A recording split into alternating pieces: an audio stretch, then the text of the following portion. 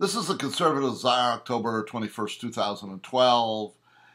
And I want to spend some time talking about what is going to happen here if Romney is elected president. I'll do another segment on if Obama is elected president. But I want to concentrate on if Romney is elected president. And what's going to happen is I've said from the beginning, that Romney is going to want to craft a grand bargain on health care to where he can tweak Obamacare to make it Romney Obamacare.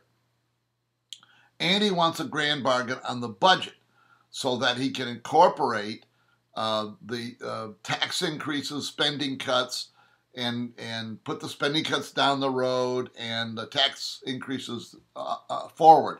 In the middle of this bargaining that's going on, we have the Bush tax cuts, which are set to expire. My prediction is that they're going to expire, especially if Romney is elected president and we're in a lame duck period with Obama. So if the tax cuts expire, which is in effect a tax increase for everybody in the country in the middle of a recession, if Romney wins, Obama is really not going to care about what happens to Romney. Remember, what's going to happen is tax cuts expire before the inauguration. So if nothing happens, in effect, there's a tax increase on everybody. And so Romney now, in his first days as president, is going to be faced with this Bush tax cuts expiring, the great health care battle, and the budget battle, all right there. And he's going to try to he will craft a grand bargain, because why will he craft it? We know he's going to succeed in this because he will work with the Democrat. Mitt Romney is a compromiser, a moderate. How do you get to be a moderate? Well, you look at every single day, you look at what the conservatives are saying, what the liberals are saying, and you pick in the middle. That's a moderate. Your entire worldview is decided by two other groups of people, because you always got to be in the middle. And that's where Romney is going to be. Romney is going to craft this. It's going to happen very, very quickly in the Romney presidency. Why is it going to happen quickly? Because Romney's got to get it out of the way. He's got to get all the bad stuff away in the first 6 months of his administration so people will forget about it. And it's a pretty good strategy, because you people will forget about it, I think.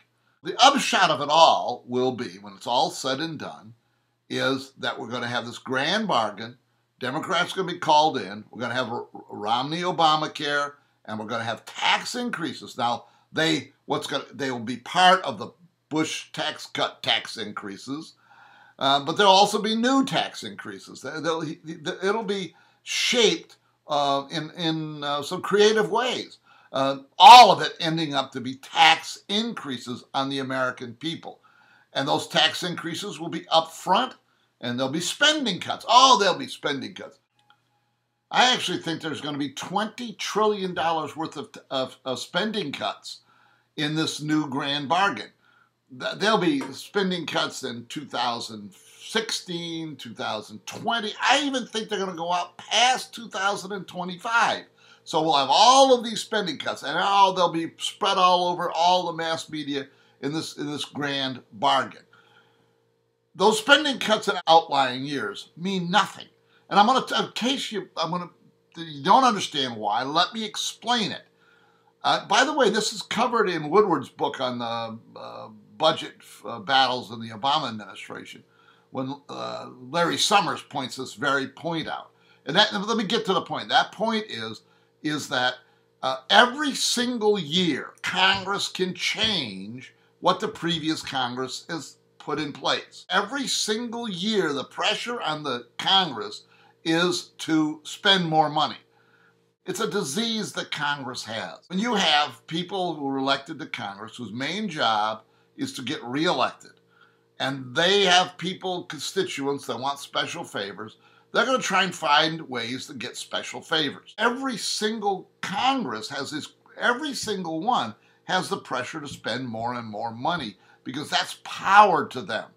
And it's a very rare person that gets elected to Congress that can fight that disease. And that's at the heart of the huge problem that we have.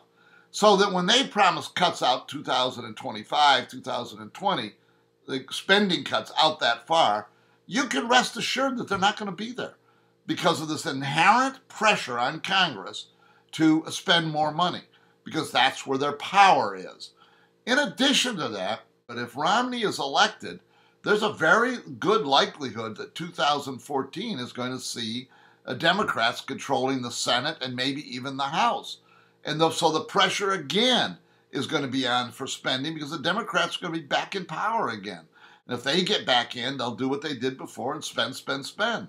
And so this idea that you can craft a budget, it's great press, it sells well, it's a strategy that has worked over and over and over again. Tax increases up front, spending cuts outlying years. The tax cuts never get changed. The spending cuts get eliminated over time. So that when you put it all in perspective, we are going to have this massive change in the first 6 months of the Romney administration. And he is going to compromise, and we know all this is going to happen because he's said it over and over again, I'm going to bring the Democrats in. What do you think the Democrats are going to want? You think Democrats are going to want to cut spending now? You think the Democrats are going to want to lower taxes now? If you're going to bring them in, he is telling us we're going to raise taxes and we're going to cut spending in the outlying years. That's Mitt Romney.